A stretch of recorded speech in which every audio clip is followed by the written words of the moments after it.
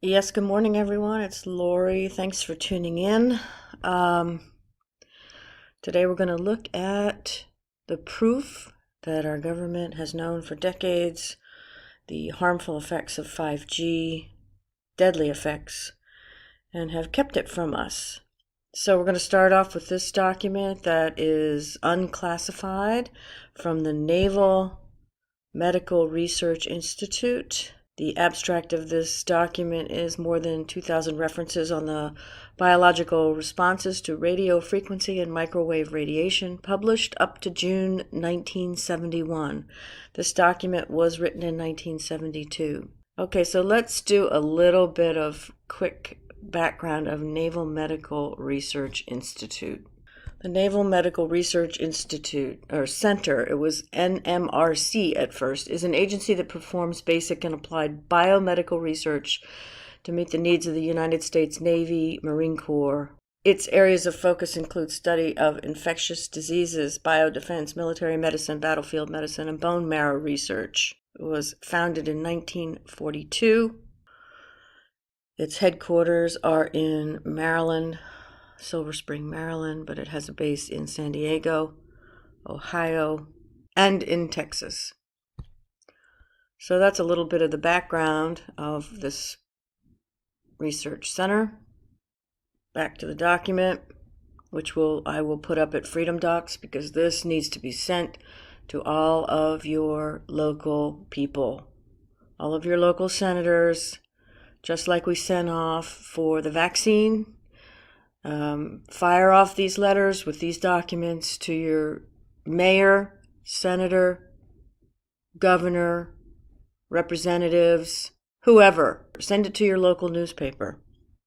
This is by Zorak Glazer, PhD. Tons of letters after his name. October 4th, 1971. Get right to the meat of it here.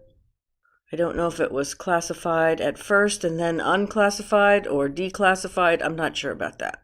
Who in their right mind would feel the need to go in and find this stuff? Okay, so table of contents. Biological effects. A. Heating of organs, whole body, temperature regulation defects, hyperpyrexia, skin, bone marrow. 4. Lens of eye. Cataract lesions due to the avascular nature of the lens, which prevents adequate heat dissipation. Corneal damage, also possible at extreme high frequencies.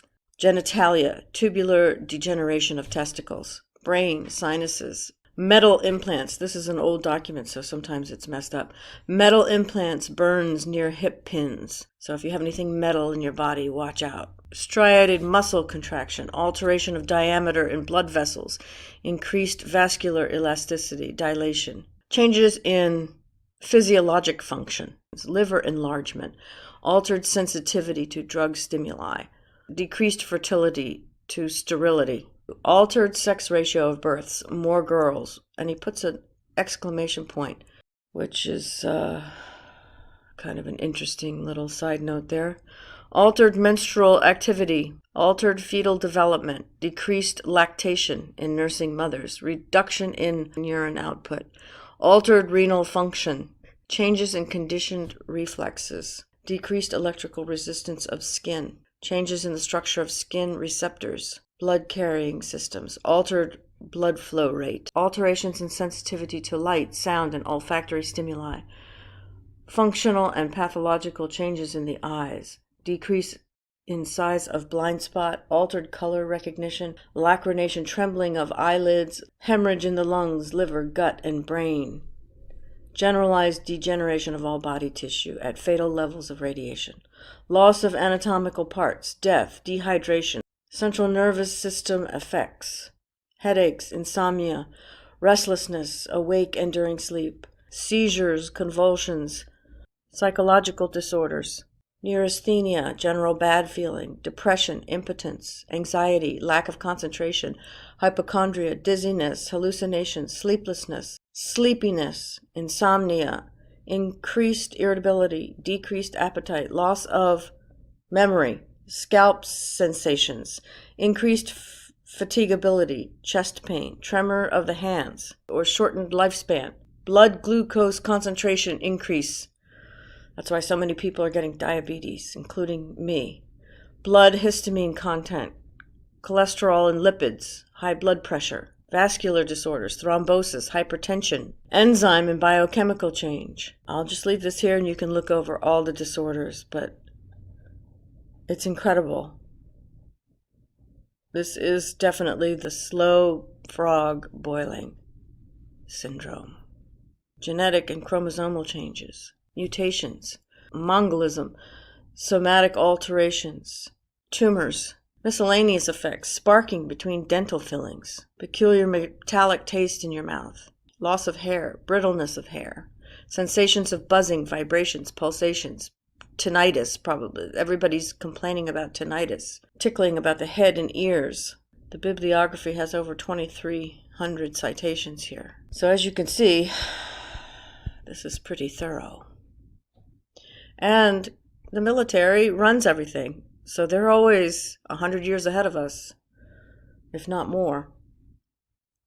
So this is the smoking gun proof. They know that this is dangerous to us. All right, so what can we do? So just as a side note here, I discovered this website, State of the Nation, through a viewer of mine, Nick. Thank you.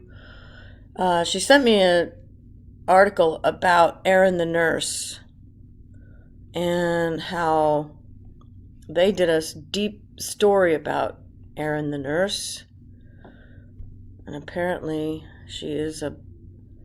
it's kind of a shady thing here that she's president of the Florida Freedom Alliance, and this State of the Nation website is saying that she might be COINTELPRO for anti-vax because she's got her hands in everything. But if you go to the website here, she's called Erin Runk. They got the orange, the House of Orange, Masonic, and this website is like an empty shell basically. And on YouTube, she's got the one eye symbolism again. She's got no content.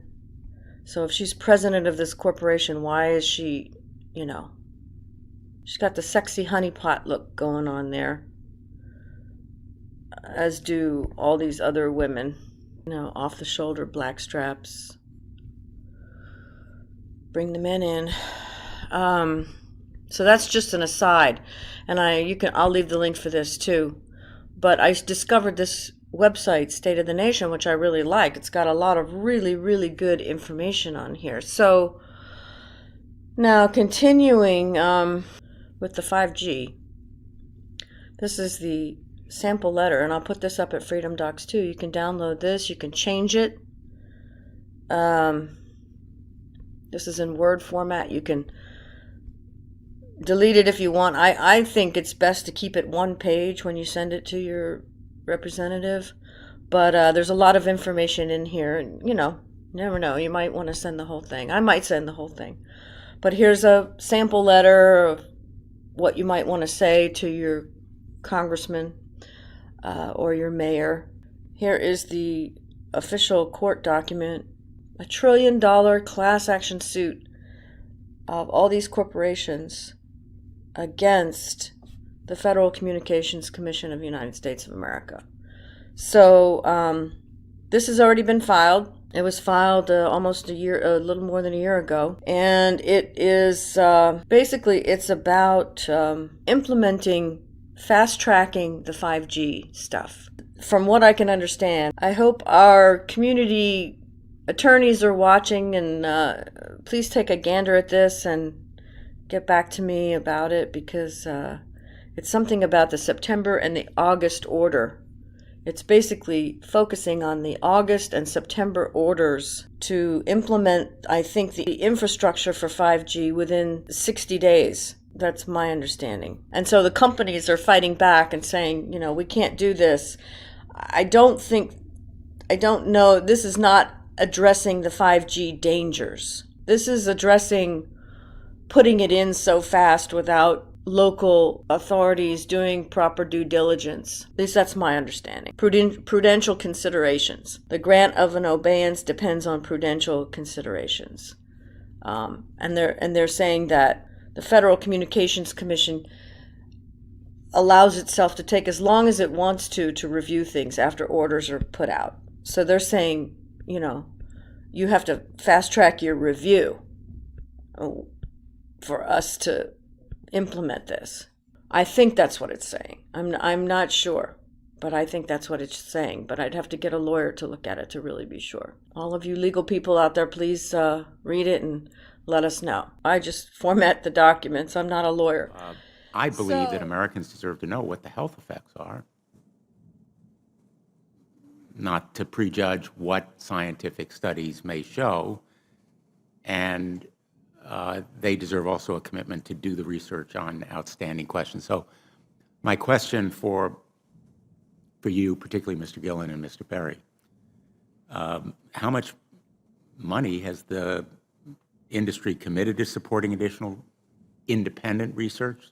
I stress independent research. Is that independent research ongoing? Has any been completed? Where can consumers look for it? And we're talking about research on the biological effects of this new technology.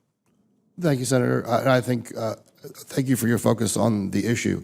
Safety is paramount, and as you alluded to, we rely on the expert agencies, we rely on the findings of the FDA and others as to the requirements to keep all of us safe. There are no industry-backed studies, to my knowledge right now. Happy to visit with you as to what opportunities you think there needs to be more studies, and we're always for more science. We also rely on what the scientists tell us. So essentially, the answer to my question, how much money? Zero. I can certainly follow up with you, Senator. To my knowledge, there's no active studies being backed by industry today. Anybody else know of industry commitments to back research, fund it, support it, to ascertain scientifically the health effect? Senator, I'm not aware either, but I do know that with small cells especially, you're going to have lower power levels. And of course, as from a carrier perspective, you want to be able to manage interference so that that interference is the lowest interference possible. So I would think that some of those studies or some of that information could be utilized in looking at the health consequences. But no, I'm not aware of any. So there really is no research ongoing. We're kind of flying blind here, so far as health and safety is concerned. Thank you, Mr. Chairman. Thank you. So, as much as I appreciate his bringing this up in a Senate hearing, I don't know whether he's covering up or whether he's just clueless.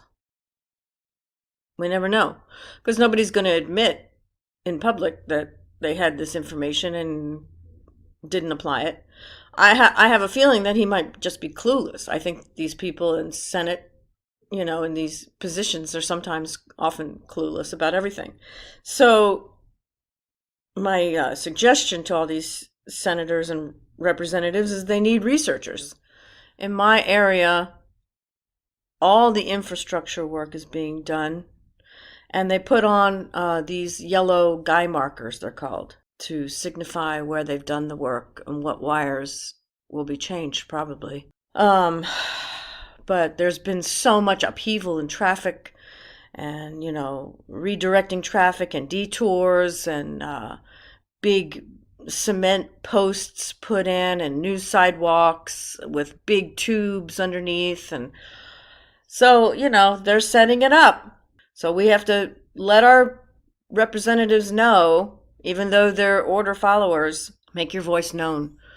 Just make your voice known. Who knows? Maybe the vaccine won't go through because we're all thinking, I do not consent, sending letters, voicing our discontent with this, voicing our absolute refusal of this. Maybe it's working. Maybe in the ether it's working.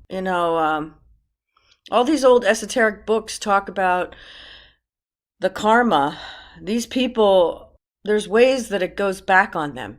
Their conscience, their health. When you do evil, it comes back to you and it kicks you in the ass, basically. So let's put it out there that, whatever harm they intend for us goes back to them. Whatever harm they're trying to do to us will go back on them. This is a thought war. This is how it works. Their thoughts will not win. We're a small minority, but I think we're powerful, and we can put our thoughts out there and have an effect. Okay, everybody, I'll put the Navy document, the letter, and the links all in the description box, and I'll put them up at freedomdocs@archive.org. I may not get to that today, but I'll put them definitely all in the description box, and you can download them and send them to your representatives and post them. I'm going to send it to the local newspaper. I might even send it to the Washington Times or something. I don't know. Whatever you can think of, let's do a campaign. Get the information out there in the ether. Thanks everybody for listening, and I'll talk to you soon.